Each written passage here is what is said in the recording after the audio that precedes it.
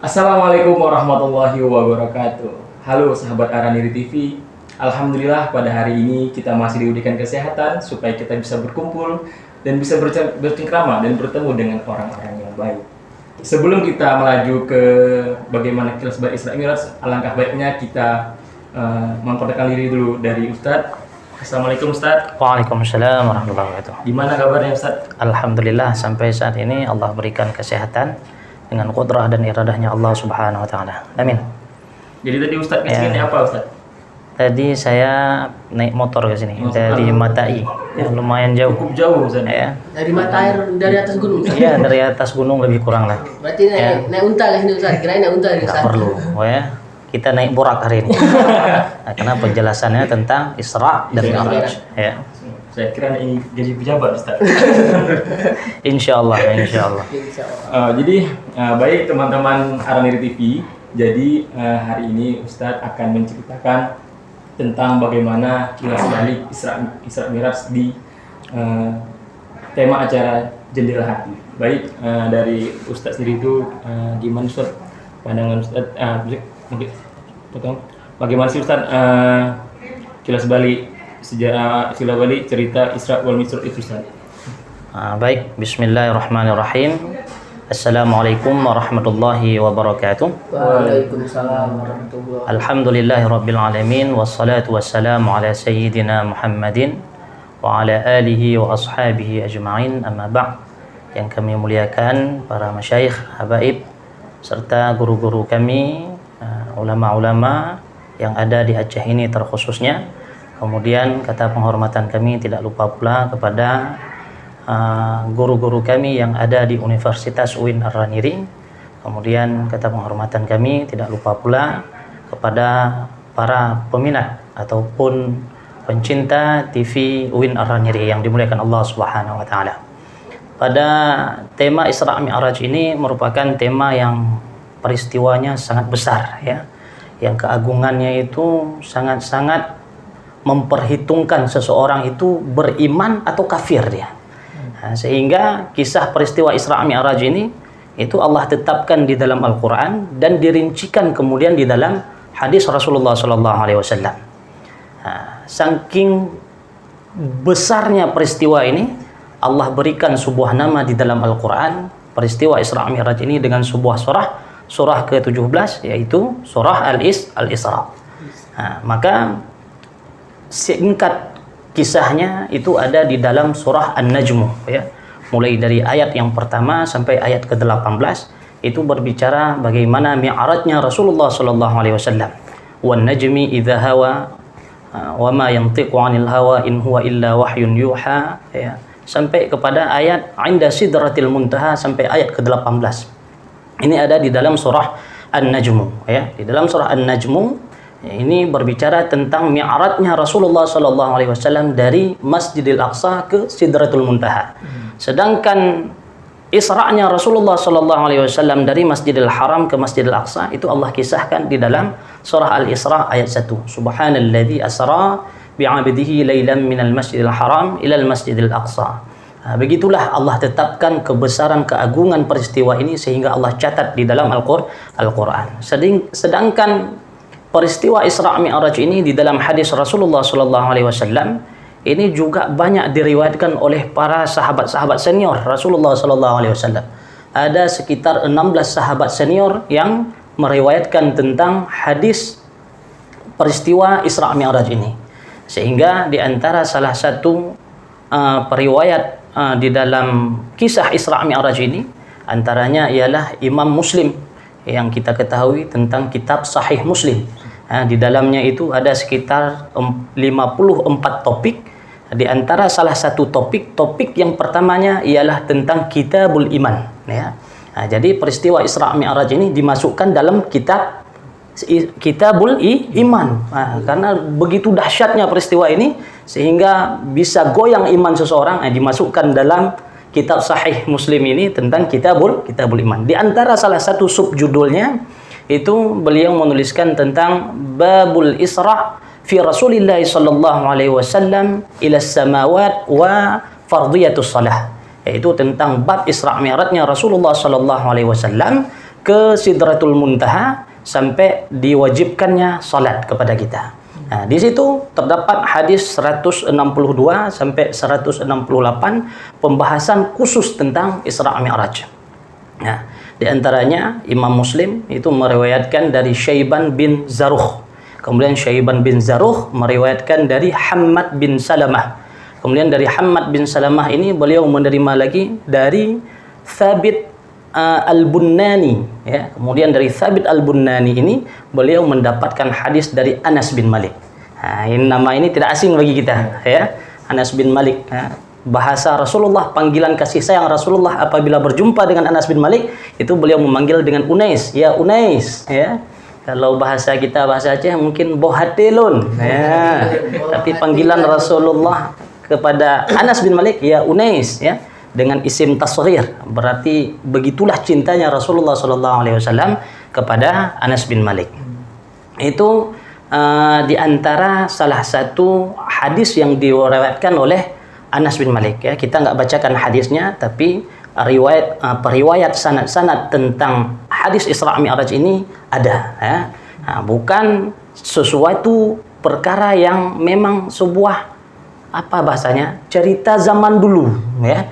Bukan cerita ini dibuat-buat, ya. Bukan cerita Isra Mi'raj ini sesuatu rekayasa yang dibuat-buat oleh para ulama, tidak. Tetapi dibukukan di dalam Al-Quran kisahnya, bahkan diriwayatkan oleh para ulama-ulama, di antaranya para sahabat-sahabat senior, di antaranya selain Anas bin Malik tadi, ada juga Abdullah bin Mas'ud, ada Huzaifah Al-Yamani, ada yang kemudian Ali bin Abi Thalib. Nah, ini di antara sahabat-sahabat yang meriwayatkan tentang hadis peristiwa Isra dan Mi'raj.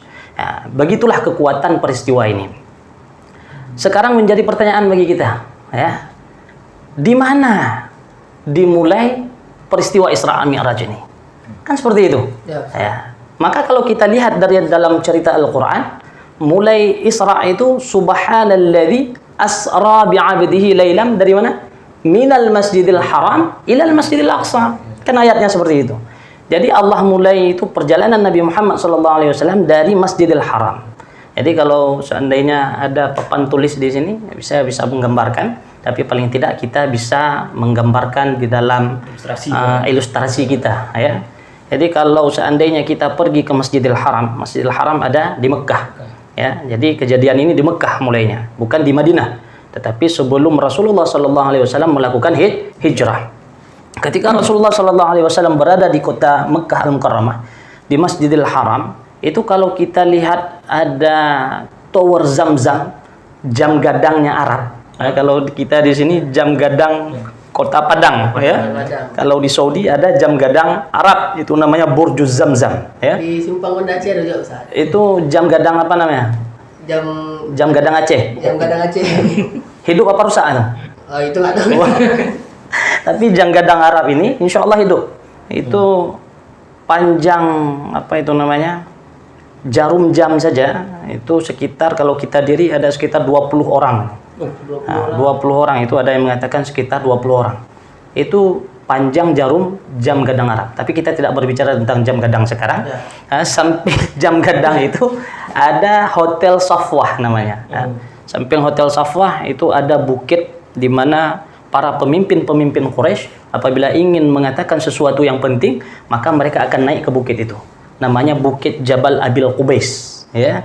Nah, termasuk Rasulullah SAW setelah peristiwa Isra Mi'raj itu beliau ketika sudah berada di bumi kembali, itu beliau menyampaikan peristiwa Isra Mi'raj di atas Bukit Jabal Abil Qubais ini. Sampai ditolak oleh Abu Jahal, yang dia juga memprovokasi apa yang disampaikan oleh Rasulullah. Panenanya Muhammad, kan mendumnya. Nah, begitulah Abu Jahal. Enggak pakai bahasa Aceh. Ya. Nah, Arab yang diacehkan. Kalau bisa bahasa Aceh berarti enggak jadi Abu Jahal ya. Abu Mahir. Abu Saleh. Ya. Nah, begitulah tempat di mana terjadinya mula Isra Mi'raj ini. Ya, jadi tadi yang pertama Hotel Safwah, kemudian ada Bukit Abil Qubais, kemudian kalau kita berjalan di depan lagi di depan Burju Zam-Zam tadi, belok kanan, kita akan mendapatkan itu pintu gate nomor 25. Berjalan lurus lagi, kita akan berjumpa dengan pintu babun Nabi. Disinilah titik mula Rasulullah SAW diperjalankan. Nah, babun Nabi. Nah, ini bagi kawan-kawan semuanya yang belum melaksanakan umrah atau sudah pernah melaksanakan umrah tapi belum tahu di mana babun Nabi itu, mesti datang sekali lagi.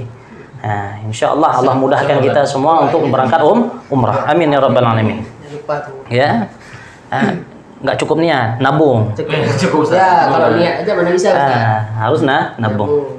Nanti jual Supra nanti. Jual Supra udah cukup.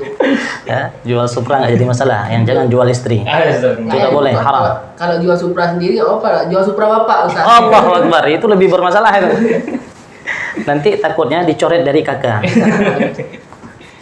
Baik, kita lanjutkan. Kemudian di antara babun Nabi itu kita akan mendapatkan pintu babus salam namanya. Kemudian sekitar 500 meter lebih condong ke sebelah kiri itu kita akan mendapatkan rumahnya Rasulullah SAW dilahirkan. Berdekatan. Dekat sekitar 500 meter jaraknya, kan nggak terlalu jauh. Ya, pas di pintu babus salam itu dulu ada tiang listrik. Sekarang tiang listrik itu sudah digantikan dengan jembatan. Di situ pas tempat rumahnya Abu Lahab. Nah, di bawah jembatan sekarang. Nanti Abu Lahab tinggal di jembatan. Jembatan. Ya, dulu nggak ada jembatan ya. Nah, sekarang sudah dibuat jembatan di situ. Nah, begitu hinanya dia. Ya. Ditaruh di bawah jembatan. Saking hinanya ditaruh di bawah jembatan. Ya. Dulu kenapa dinamakan Abu Jahal? Ya. Dulu Abu Jahal itu dia salah satu pemuda yang sering bergulat dengan Rasulullah. Jadi badan Rasulullah itu kekar, tegap. Ya. Jadi sering bergulat dengan Abu Lahab. Abu Lahab selalu kalah, tapi masih diterima sama Abu Lahab. Karon Muhammad, ayo tadron, mantap Ron Muhammad, tegar. Tapi setelah kalah cinta dengan Nabi Muhammad, dia nggak pernah lagi berkawan dengan Muhammad. Jadi satu. Gara-gara kalah cinta. Ya. Cinta kenapa? Abu Jahal ini pernah melamar si Sayyidah Khadijah setelah meninggal suami yang kedua. Ya, kemudian ingin melamar Sayyidah Khadijah, ditolak mentah-mentah sama Sayyidah Khadijah. Rasulullah tidak melamar Sayyidah Khadijah, malah dilamar oleh Sayyidah Khadijah ini.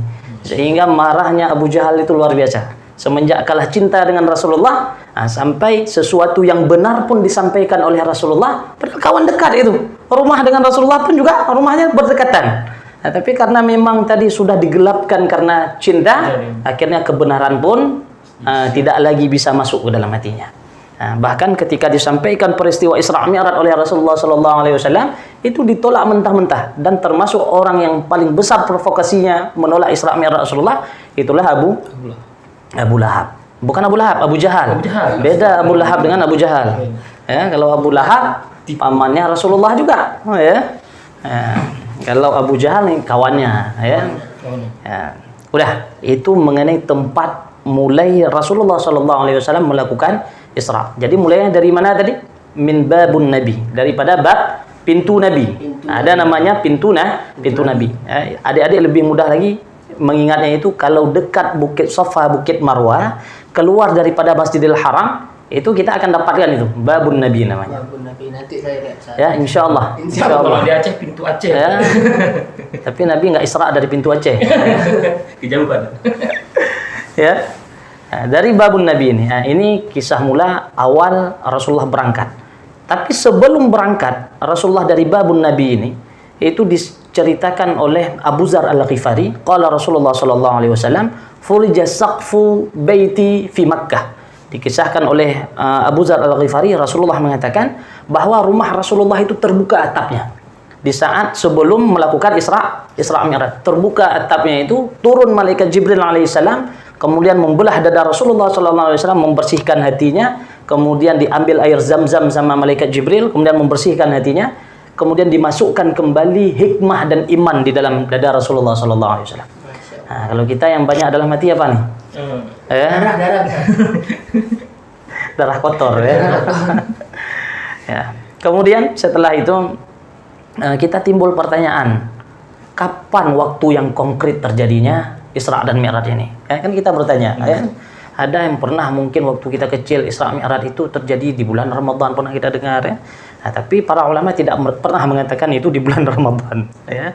Nah, para ulama berbeda pendapat dalam hal ini sekitar 5 pendapat. Ada yang mengatakan kapan waktu tentang terjadi Isra Mi'raj. Ada pendapat yang pertama itu mengatakan bahwa Isra Mi'raj itu terjadi di awal kenabian Rasulullah SAW. Ada pendapat yang pertama.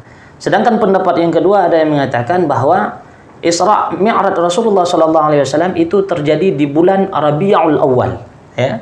Kemudian pendapat yang ketiga, beliau ada yang mengatakan bahwa Rasulullah SAW melakukan Isra itu 1 tahun 2 bulan sebelum hijrahnya Rasulullah SAW ke Madinah. Ya, jadi 1 tahun 2 bulan sebelum hijrahnya Rasul. Kemudian ada pendapat yang ketiga mengatakan sesaat setelah meninggalnya Sayyidah Khadijah dan Abu Talib pamannya Rasulullah SAW. Setelah sesaat itu Rasulullah diisrakan. Ya. Namun ada pendapat yang kelima, ini pendapat yang kuat, ya, disampaikan oleh Syekh Al-Mansur Furi. Beliau mengatakan bahwa ini terjadi pada tanggal 27 Rajab, ya, setelah meninggalnya Sayyidah Khadijah pada bulan Ramadan, kemudian disusul oleh Abu Talib, ya, kemudian tahun berikutnya barulah Rasulullah SAW diisrakan pada tanggal berapa tadi? 27 Rajab. Artinya bukan di tahun yang sama. Rasulullah berangkat Isra itu bukan di tahun yang sama. Karena kalau di tahun yang sama 27 Rajab, mana duluan Rajab dengan Ramadan? Duluan Rajab. Rajab, Sya'ban, Ramadan. Enggak mungkin mundur ke belakang. Ya. Artinya 1 tahun sebelum datang bulan Ramadan tahun depan, nah itu di bulan Rajabnya tanggal 27 Rajab. Rajab bukan Rajab, ya. Rajab itu baginda Rasul sallallahu alaihi wasallam diberangkatkan oleh Allah Subhanahu wa taala didampingi oleh malaikat Jibril alaihi salam. Nah, jadi mengenai waktunya ini terjadi perbedaan pendapat di kalangan ulama. Ini bukanlah sebuah esensial. Bukanlah sebuah sesuatu yang mesti benar. Oh, berarti kalau waktu saja tidak sama, ya, waktu saja terjadi perbedaan pendapat. Udah tentu pasti kisahnya ini dibuat-buat. Bukan berarti begitu, ya. Nah, karena yang ingin diceritakan di sini bukanlah kita untuk menentukan waktu yang tepat, tetapi apa hikmah di balik peristiwa yang terjadi ini. Nah, jadi hikmah daripada peristiwa ini, ya, kita dapat ambil dari 3 segmen. Ya. Yang pertama Isra, pra-Isra, artinya sebelum Rasulullah SAW melakukan Isra. Apa asbab? Apa penyebab yang mendatangkan kerinduan Allah untuk mengundang baginda Nabi ini? Ini yang penting kita ketahui. Kemudian yang kedua di saat Isra, ya. Kemudian yang ketiga setelah Isra-nya Rasulullah SAW, ya. Kalau kita lihat yang pertama pra-Isra, Rasulullah SAW kita ketahui semua bahwa tameng terkuatnya itu setelah kakek beliau Abdul Muttalib meninggal, ya, itu yang menjaga beliau pamannya. Ya, Abu Talib, paman Rasulullah SAW, adik ayahnya. Nah, jadi kalau dibilang ayah sama Nabi Muhammad, yang teringat dalam kepala Nabi Muhammad itu pamannya. Karena Rasulullah tidak pernah melihat ayah. Ya, dalam kandungan Rasulullah sudah tidak ada lagi ayah. Ya, jadi mulai dari pertama lahir yang terbayang dalam pikiran beliau itu cuma kakek beliau dengan pamannya Abu Talib ini. Ya. Nah, jadi Abu Talib inilah yang selalu mendukung dakwah Rasulullah SAW, walaupun Abu Talib sendiri tidak masuk dalam Islam, ya. Nah, tapi apapun yang diperbuat oleh keponakan saya selalu mendukung. Makanya orang-orang kafir Quraisy itu tidak berani mereka menindas Nabi Muhammad, karena ada Abu Talib ini. Nah, Abu Talib ini keturunan orang terhormat di kota Mekah. Ah, jadi nyoh bisa sembarangan tak mau tak tinju mama tinju. Habis tadi. Ikoh tak kule Abu Talib. Ya, kalau sudah Abu Talib ngomong, itu udah selesai perkara semuanya. Ya. Sedangkan setelah menikah, beliau mendapatkan tameng yang kedua, tameng penenang di dalam rumah tangga, tameng penenang di saat kegalauan, tameng penenang di saat merasakan kesusahan. Itulah istri beliau tercinta Sayyidah Khadijah, ya. Nah, kita ketahui bahwa 2 tameng ini sangat kuat dalam kepribadian Rasulullah SAW. Sehingga setelah wafatnya 2 manusia yang sangat dimuliakan oleh Rasulullah ini, beliau merasakan dahsyatnya goncangan iman di dalam diri beliau. Sehingga merasa di dalam diri Rasulullah SAW nampaknya harapan untuk bersandar di kota Mekah ini nggak ada lagi. Putus harapan nampaknya kalau kita berada di kota Mekah. sehingga beliau mengajaklah ya Zaid bin Harithah ya untuk mendatangi sebuah kota yang katanya kalau kita pergi ke sana kita akan aman. Kota ini selalu melindungi orang-orang lemah.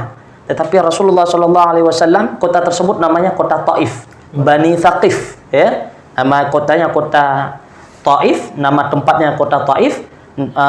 Bani sukunya, atau kalau di sini apa Bani bahasa kita? Suku Manti. Suku ada suku Batak, ada suku Manti, ada suku Aceh, ada suku Gayo ya. Ini Rasulullah mendatangi di kota Taif itu ke Bani Thaqif ya, di kota Arab juga, Ustaz. ya 100 meter dari kota Mekah Dekat. ya. Dekat. Jalan kaki, nggak jalan pakai mobil Saya nyampe, Ustaz. ya. Kalau kita jalan pakai Supra, oke, selamat insyaallah sampai. Tapi ini jalan kaki bersama Zaid bin Thabit ya, menggantungkan harapan di sebuah kota kecil yang mereka akan melindungi Rasulullah SAW. Sesampai di sana, asa harapan yang digantung tinggi tadi ternyata putus. Ya, orang yang tadinya di Mekah mereka hanya mencibir Rasulullah melalui kata-kata, melalui cacian, melalui mulut. Ya, tetapi ketika sampai di kota Taif, kata-kata yang kasar tadi berubah jadi batu. Ya, mereka melempar Rasulullah SAW dengan batu. Sehingga Zaid bin Sabit ketika melihat itu langsung membentengi Rasulullah SAW sehingga kepala Zaid bin Sabit ini keluar darah bagian belakang. Ya, nah, begitulah perjuangan Zaid bin Sabit melindungi Rasulullah SAW dari perlakuan kerasnya orang kota Taif. Ya, setelah itu Rasulullah juga mengalami pendarahan di bagian kaki. Kemudian Rasulullah dan Zaid bin Sabit tadi berlindung di sebuah bukit yang ada di kota Taif itu.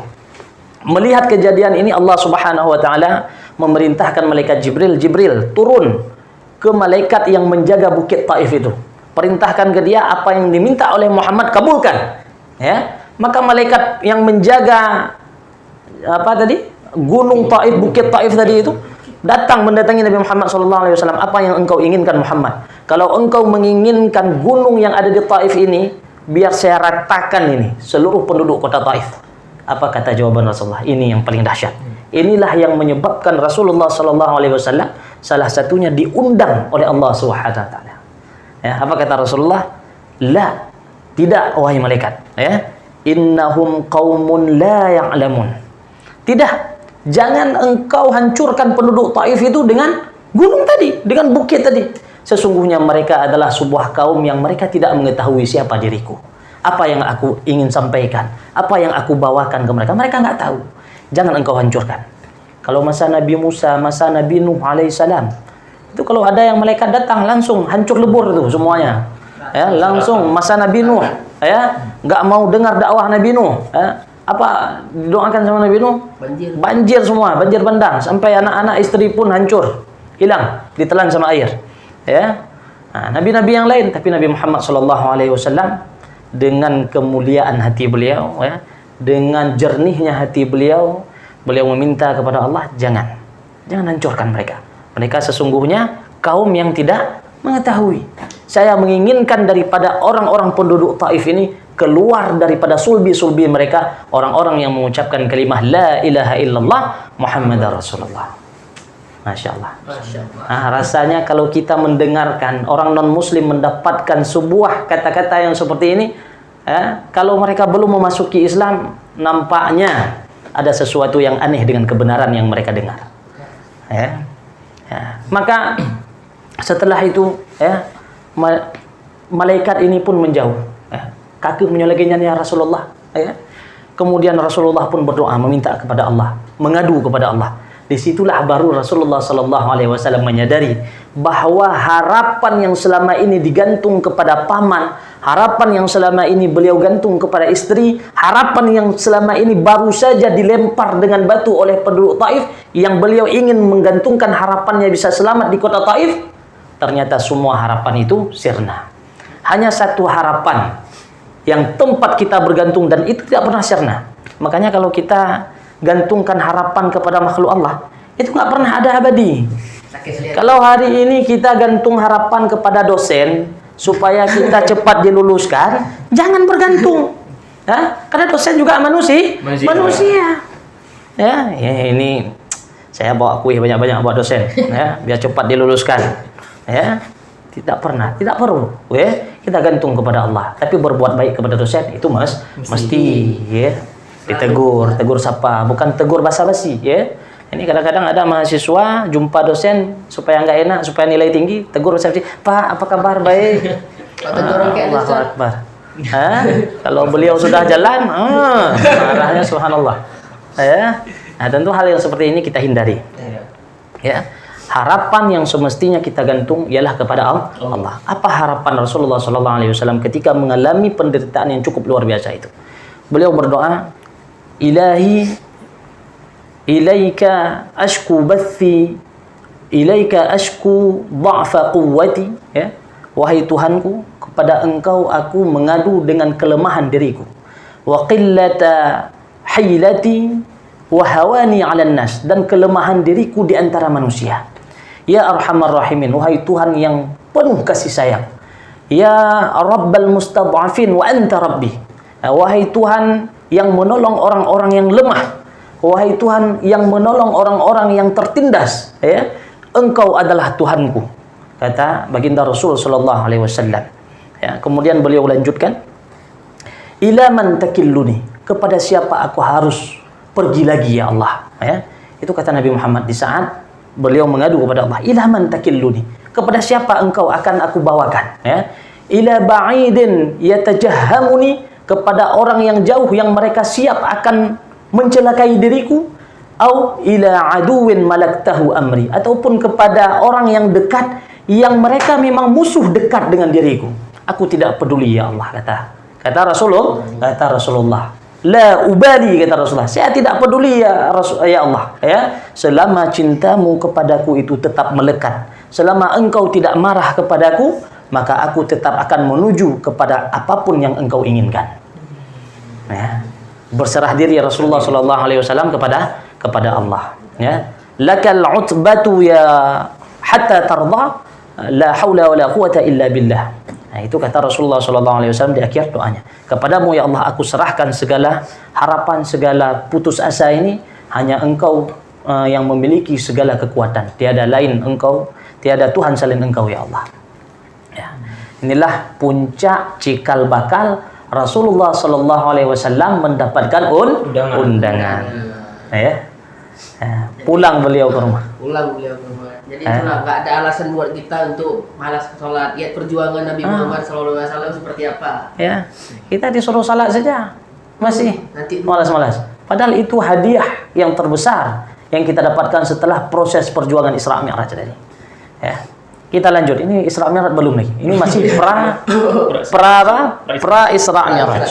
Ya. Apa hikmah yang bisa kita ambil dari sini? Dari pra ini tadi. Ya. Di antara hikmahnya bahwa setiap perjuangan, kebijakan yang kita ingin melakukan sesuatu yang baik, pasti ada rintangan. Mahasiswa yang hari ini pengen dia lulus dengan tepat waktu, dengan nilai kumlot, tidak mungkin dengan nilai jalan seperti biasa-biasa saja. Tiba-tiba udah dapat nilai 4, ya. Nggak mungkin. Pasti penuh perjuangan, keringat yang kuat, malam harus begadang, ya. Semua tugas yang diberikan sama dosen mesti kita laksanakan. Ya kan? Seorang ibu menginginkan seorang anak yang saleh. Tidak mungkin anak itu bisa saleh dengan sendiri. Ya. Tidak mungkin seorang anak diinginkan oleh orang tua, anak itu mesti hafal Quran. Ya, sebelum umur 5 tahun mesti dia hafal Quran.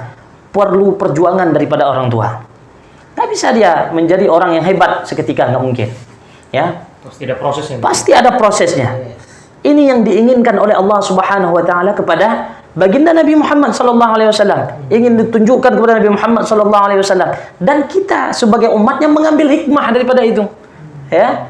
Rasulullah yang berjuang sedemikian saja, ya, masih diuji oleh Allah Subhanahu wa taala. Makanya Allah sindir orang-orang yang merasa dirinya masuk surga. Am hasibtum an tadkhulul jannata walamma ya'lamillahu alladhina jahadu minkum. Apakah engkau mengira mudah masuk surga? Ya? Belum. Allah saja belum menguji. Gimana engkau bisa mengatakan engkau masuk surga? Itu sama seperti orang, saya sudah melaksanakan ujian kelas, sedangkan sekolah saya dia nggak masuk. Ya? Di sekolah saja dia tidak terdaftar sebagai siswa, tapi tiba-tiba sudah mengatakan saya mendapatkan ujian dari guru ini. Kan nggak mungkin. Nah, maka gimana? Sudah punya kunci surga. Ya, nggak mungkin. Ya, kita setiap orang yang ingin melaksanakan kebaikan, pasti itu akan diuji oleh Allah Subhanahu Wa Taala dengan berbagai rintangan. Dalam ayat lain Allah sindir juga. Am hasibtum an tadkhulul jannah walamma ya'tikum mathalul ladzina khalau min qablikum massathumul ba'sa. Arti ba'sun itu sedikit rintangan. Kalau kita hujan rintik-rintik itu namanya ba's ya. Hujan rintik-rintik ba'sun ya. Kalau bahasa Arab itu maka sering kita dengar la ba'sa. Pernah dengar ya? La ba'sa, enggak apa-apa. Ini masalah sepele. Jadi kalau masalah sepele orang Arab itu mengatakan la ba'sa. La ba'sa. Enggak apa-apa. Biasa itu ya. Masalah sepele. Tapi masalah itu.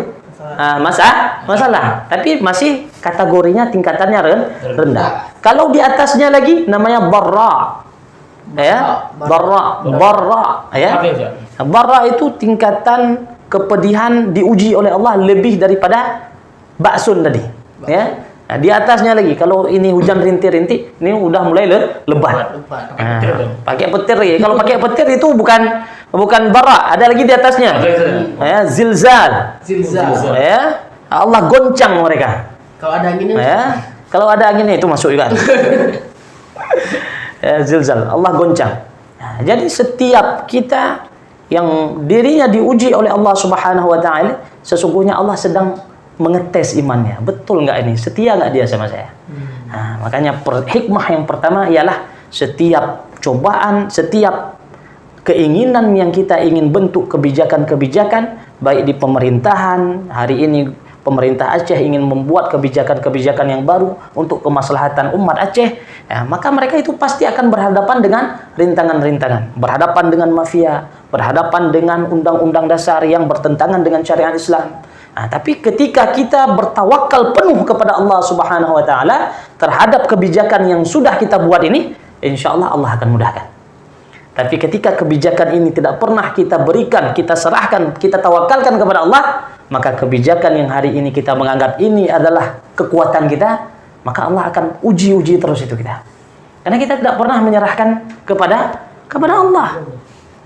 Apa yang dilaksanakan Rasulullah tadi? Ya, itu hikmah yang kedua. Ya, menyerahkan harapan segalanya kepada Allah, sehingga Allah mudahkan segala rintangan dan hambatan. Makanya Nabi setelah pulang dari Taif, orang, misalnya kita nih jumpa dengan dosen, ya, kalau dimarahi, dimaki sama dosen, hasil proposal kita dilempar lagi, nggak mau terima, disobek malahan, bahkan dibuang dalam tong sampah depan mata kita. Itu perasaan kayak mana pulang ke rumah? Sampai ke rumah gimana? Ada orang yang tonjok pintu, ada orang yang tonjok dinding seolah-olah itu buka dosen macam sebagainya. Ya kan? Perasaan kecewa itu begitu dalam. Tapi Rasulullah, kekesalan, kekecewaan beliau setelah beliau curhat dengan Allah, beliau serahkan semua perkara kepada Allah, beliau pulang ke rumah dalam keadaan mutmainnah. Beliau pulang ke rumah dalam keadaan tenang. Nah, tidak menjadi sesuatu yang berat bagi beliau. Kapreh ke awak drone awak Taif. Nah, saja tengok masa aku doa mati mandu. Nah, tidak. Ya, beliau tidak mendoakan sesuatu yang tidak baik. Ini hikmah yang ketiga. Rasulullah sallallahu alaihi wasallam membalas keburukan itu dengan kebaikan. Ya. Nah, apa hikmah yang ketiga? Membalas keburukan dengan kebaikan. Nah, ya. Nah, seburuk-buruknya orang Taif tapi dibalas dengan kebaikan oleh Rasulullah sallallahu alaihi wasallam, dan terbukti sekarang ulama yang paling banyak dicetuskan di negara Saudi itu kebanyakannya lahir dari orang-orang Taif berkat doanya Rasulullah sallallahu alaihi wasallam. Pulang hari ini Rasulullah ke kota Mekah, ke rumahnya dalam keadaan tenang, tidak ada dendam. Ya, mudah-mudahan 3 hikmah ini bisa kita terapkan. Pra-Islam sebelum pra-Isra, sebelum Rasulullah sallallahu alaihi wasallam melakukan Isra, 3 hikmah ini bisa kita masukkan dalam kepribadian kita. Ya. Kemudian setelah itu barulah Rasulullah sallallahu alaihi wasallam diisrakan oleh Allah Subhanahu wa taala didampingi oleh malaikat Jibril dari Mana tadi kita mulai? Itu Nabi. Dari babun Nabi. Babun Nabi. Kemudian beliau berangkat ke Masjidil Aqsa. Kemudian dari Masjidil Aqsa baru beliau naik ke Sidratul Muntaha. Beliau lewati itu pintu langit yang pertama, jumpa dengan Nabi Adam. Lewati langit yang kedua, jumpa dengan Nabi Isa, dengan Nabi Yahya. Yang ketiga dengan Nabi Yunus, kemudian Idris. Kemudian pada langit yang ketujuh itu jumpa dengan Nabi Ibrahim alaihissalam. Itu naiknya terbang ya? Wallahu alam, ya. Wallahu alam. Kita tidak bisa melogikakan bagaimana proses Isra itu. Yang jelas proses ini sesuatu yang sangat dahsyat. Makanya kata Allah Subhanahu wa taala itu di dalam Al-Qur'an apa? Subhanalladzi. Subhan. Allah mulai sesuatu kalimat dengan subhan. Itu kalau sudah Allah katakan dengan kalimat subhan, itu menandakan ada perkara yang sesuatu perkara tersebut kadang-kadang tidak masuk logik. Ya. Tidak masuk dalam akal pikiran kita. Ini yang aneh manusia. Mata punya batasan nggak untuk memandang? Punya. Ya. Kalau terlalu jauh kita nggak nampak lagi. Telinga juga sama. Kalau sudah terlalu jauh frekuensinya juga nggak akan terdengar lagi. Ya. Tapi akal kita selalu menginginkan sesuatu yang tidak terbatas. Ya. Padahal terbatas. Ya. Nah, ini yang sering terjadi di orang-orang kafir Quraisy. Ya, orang-orang kafir Quraisy ketika tidak masuk dalam akal pikiran mereka, itu mereka langsung bantah, "Pegah-pegah hanya Muhammad, anta majnun," bilang. Engkau gila. Engkau ceritakan apa ini? Bualan apa ini? Ya, karena tidak masuk dalam logika. Ketika suatu perkara itu tidak masuk logika, dibantah oleh orang kafir Quraisy, itu langsung turun bantahan Allah. Subhan, ya. Wahai orang penduduk Quraisy, perkara ini tidaklah sama seperti yang kalian bayangkan. Aku maha kuasa, aku maha kudrah. Apa yang engkau pikirkan tidak bisa, sama aku bisa. Makanya kata Allah apa? Subhanalladzi asra bi'abdihi. Apa yang tidak mampu bagi diriku, kata Allah. Nah, maka jangan engkau samakan antara Allah dengan makhluknya, kata Allah. Nah, itu Allah mulai dengan kalimat subhan. Setelah langit yang ketujuh jumpa dengan Nabi Ibrahim, barulah Rasulullah SAW naik ke Sidratul Muntaha. Langsung Allah Subhanahu wa taala perlihatkan wujud aslinya. Allah menampakkan diri tanpa hijab di hadapan Rasulullah SAW. Nabi Musa ingin jumpa dengan Allah, ya, ingin ngomong sama Allah, bukan ingin jumpa, ingin ngomong sama Allah, ya, itu baru lihat gunung saja, meledak gunung langsung pingsan Nabi Musa alaihissalam di atas bukit Tursina. Ya, saya sudah mendaki itu di Mesir. Ya, kalau kawan-kawan nanti ada rencana pergi ke Mesir, berangkatlah ke bukit Tursina. Berangkatnya jam 12 malam, insya Allah sampai ke sana sekitar jam 4 pagi. Ya, itu pemandangan sunrise-nya, ya sunrise-nya itu masya Allah luar biasa. Padang pasir ya? Pasir semua. Ini bukan padang pasir, tapi memang gunung bebatuan. Ya, gunung bebatuan. Nggak ada kayak kita di sini, gunungnya ada pohon-pohon macam. Ada penunggunya. Karena ada penunggu, Ustaz. Nampaknya ada. Ya. Cuma belum sampai kita keilmuannya untuk melihat hal yang lain. Ya. Nah, jadi Allah Subhanahu wa taala menampakkan diri kepada Rasulullah SAW dan beliau ketika berjumpa dengan Allah luar biasa. Kalimat yang diucapkan oleh Rasulullah SAW, kata penghormatan, yang kata penghormatan ini sering kita ulang-ulang di dalam salat kita, tapi kita tidak tahu bahwa kalimat yang kita ucapkan dalam salat itu ternyata diucapkan oleh Rasulullah SAW antara dialog beliau dengan Allah di saat di Sidratul Muntaha. Mana kalimatnya? At-tahiyyatul mubarakatus salawatut thayyibatu lillah. Segala keagungan penghormatan hanya milikmu ya Allah. Ya, itu diberikan oleh Rasulullah SAW ketika melihat Allah. Kemudian apa balasan Allah? Ya, Assalamu alayka ayyuhan nabiyyu wa rahmatullahi wa barakatuh. Ya, salam sejahtera kepadamu Muhammad. Kepadamu. Alaika. Di sini dalam bahasa Arab, alaika menggunakan dhamir mukhatab. Dhamir mukhatab ini digunakan apabila memang kita jumpa langsung. Dengan lawan bicara kita jumpa langsung. Berhadapan seperti ini, itu menggunakan dhamir mukhatab, anta. Ya. Jadi Allah di sini karena memang Rasulullah dinaikkan ke Sidratul Muntaha, itu Allah langsung memberikan salam, assalamu alayka ayyuhan nabiyyu wa rahmatullahi wa barakatuh. Allah memberikan penghormatan kepada Nabi Muhammad. Kemudian apa jawaban Nabi Muhammad terhadap salam dari Allah? Beliau enggak menjawab untuk beliau sendiri. Ya Allah, terima kasih kali nu puja ulun, ya Allah telah memberikan kehormatan kepada enggak. Ya. Beliau masih mengingat kita umatnya. Beliau masih mengingat nabi-nabi yang terdahulu. Ya, Nabi Adam, Nabi Idris, Nabi Yunus, Nabi Isa alaihissalam, Nabi Musa alaihissalam. Masih menghormati para malaikat-malaikat yang hadir, ya. Maka beliau jawab, assalamu alaina wa ala ibadillahi salihin. Ibadillahi salihin masuk kita. Kalau kita orang-orang yang saleh, kalau kita orang-orang yang menegakkan salat, kalau kita orang-orang yang menegakkan zakat, kalau kita orang-orang yang mau menunaikan haji apabila mampu, masuk ini kita. Wa ala ibadillahi salihin. Dan sebagai hadiah terakhir, apa Allah berikan oleh-olehnya? Salat. Salat kalau dalam bahasa itu artinya doa. Secara fikih kita pelajari dalam fikih klasik itu salat artinya doa. Ya. Tapi kalau kita urai dari segi kamus bahasa Arab, itu salat itu juga diambil dari kata wasalah, artinya penghubung. Ya, jadi salat ini yang menghubungkan antara seorang hamba dengan Allah Subhanahu wa taala. Makanya ada hadis qudusi yang mengatakan qasamtu baini wa baina 'abdi as-salah. Ya, saya membagikan antara diriku dengan hambaku itu salat. Ya, artinya salat itu menjadi penghubung di antara kita dengan Allah. Ya. Nah, bahkan ketika kita mengucapkan alhamdulillahi rabbil alamin, itu Allah memuji kita. Di saat kita puji Allah dalam kesendirian, Allah memuji kita dalam khalayak ramai. Allah panggil para malaikat. Tengok, yang dulu engkau para malaikat waktu ingin aku ciptakan para manusia, kau bantah kan? Ya kayak gitu kan dalam surah Al-Baqarah itu.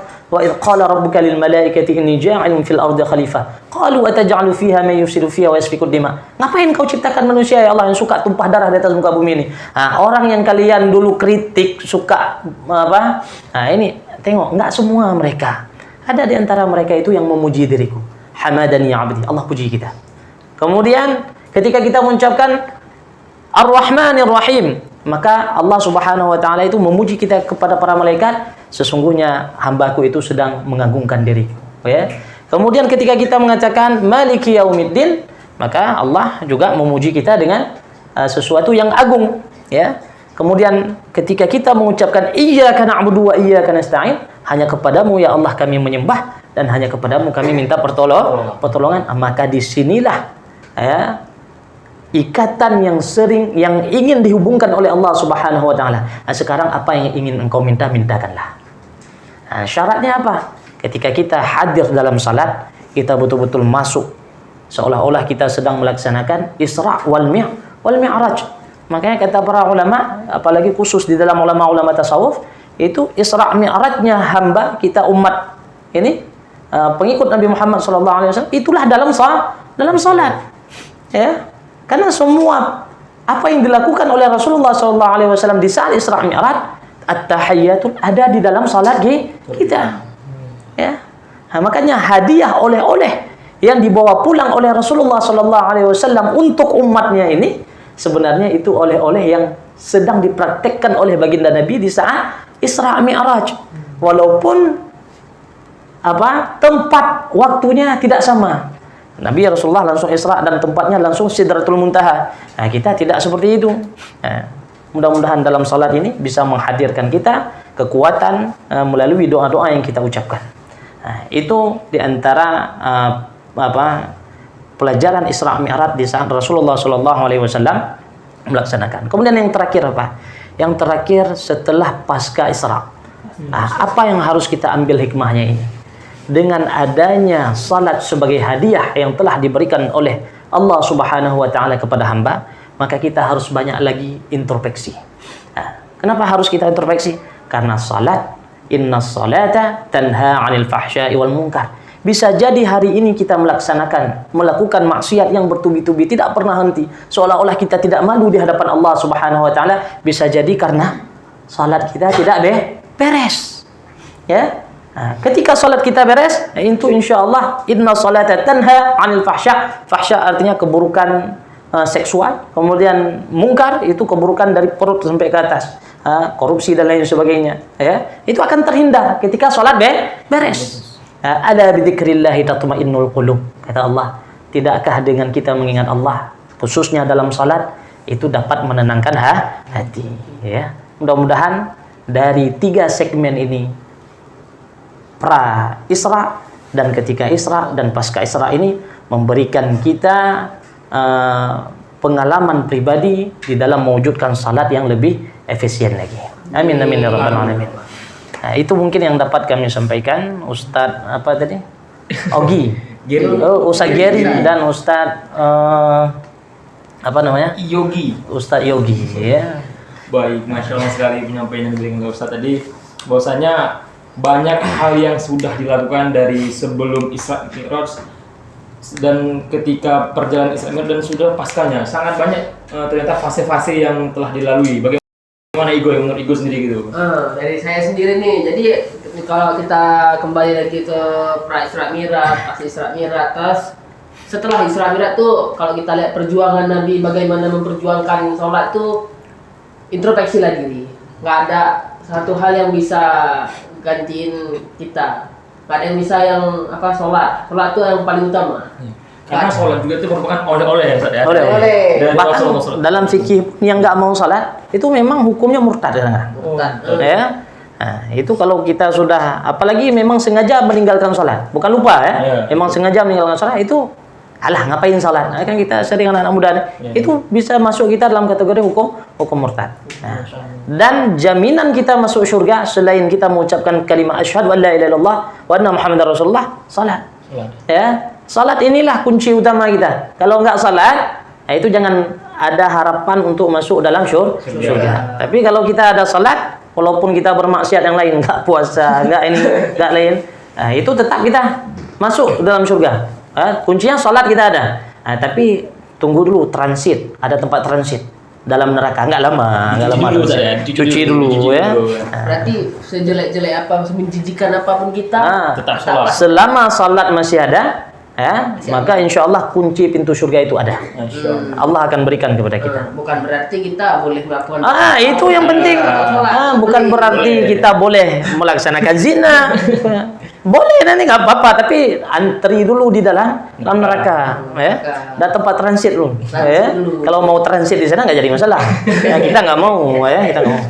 Nah, buat kalian semua, ya, khususnya untuk editor Arani TV, ayo kita rajin sholat, karena anak-anak muda sekarang Ustaz sungguhnya kayak terlena dengan sholat, dengan sepele dengan waktu sholat Ustaz. Jadi kita sebagai anak muda tuh, marilah kita memperbaiki diri kita.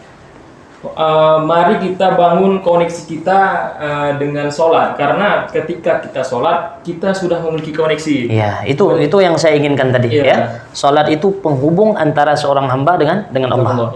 Ya, mantap, Ustaz. Ini juga tiang Ustaz. Tiang agama. As-shalah imaduddin. Kalau nggak ada fondasi, rumah nggak akan kokoh. Betul. Dan juga ketika kamu sholat, kamu sudah memiliki aliran benang terhadap Allah Subhanahu wa Ta'ala. Dan kamu juga seperti ini, analoginya seperti itu. Mandi itu saya. Kamu mandi itu bukan merasa karena kamu sudah bersih, tapi mandilah kamu karena kamu merasa sudah kotor. Dan ketika kamu sudah merasa dirimu berbuat maksiat, sholatlah kamu. Karena pada dasarnya ketika kamu sholat, ketika kamu bisa memperbaiki waktu sholat, insya Allah Allah akan memperbaiki kualitas hidupmu. Masya Allah, luar biasa. Sebelum sholat jangan lupa mandi ya. Itu Ustaz. Bersih ya, bersih. Masa kita mau jumpa camat saja harus dalam keadaan ganteng, tapi mau jumpa Allah dalam pakaian yang khusyuk kan nggak adil, ya kan? Kita mau jumpa yang menciptakan kita dari ketiadaan menjadi ada, tentu sesuatu yang lebih formal, sesuatu yang lebih siap kita di hadapan Allah. Jadi kalau kita keadaan darurat Ustaz seperti apa? Keadaan darurat itu lain ceritanya. Kita habis kerja kotor, mungkin kita pulang lagi mandi. Makanya kalau kita sebagai misalnya seorang tukang bangunan, itu persiapan kita terhadap Allah juga harus kita bawa. Jangan taunya cari rezeki saja. Tapi cara untuk ini kita udah tahu nih, ini kerja di sawah sampai sore. Tapi persiapan baju-baju untuk kita menghadap Allah di siang hari nggak ada. Kita cari rezekinya Allah, tapi keinginan untuk berjumpa dengan Allah nggak ada. Ya, maka ini yang perlu kita perbaiki. Insya Allah dengan kita menjaga kualitas salat, insya Allah seperti dikatakan Ustaz tadi, ya, kualitas kehidupan kita juga akan diperbaiki. Amin ya rabbal alamin. Masya Allah sekali pembahasan pada hari ini yang dibawa oleh Ustaz. Semoga dengan banyaknya tadi pesan, kemudian juga dari kita mungkin bisa termotivasi juga dari perjuangan Rasulullah untuk memperjuangkan sholat ini. Semoga teman-teman bisa nih, teman-teman semua kita memperbaiki sholat kita, khususnya pada anak-anak muda tuh, jangan mager lah gitu untuk sholat. Karena saya rasa ketika kamu sudah bisa memperbaiki sholat, insya Allah Allah akan memperbaiki kualitas hidupmu, seperti itu. Seperti itu Kak Yogi. Oke, terima kasih teman-teman sahabat Arani TV sudah menyaksikan Jendela Hati untuk hari ini. Nah, dan juga saya ucapkan terima kasih kepada Ustadz yang sudah jauh-jauh dari Matai datang ke sini. Masya Allah sekali. Saya pun mengucapkan kalimat terakhir. Wabillahi taufiq wal hidayah. Assalamualaikum warahmatullahi wabarakatuh. Waalaikumsalam. Saya Yogi Prasetyo. Dan saya Gira Sibullah. Kami mengucapkan terima kasih. Assalamualaikum warahmatullahi wabarakatuh.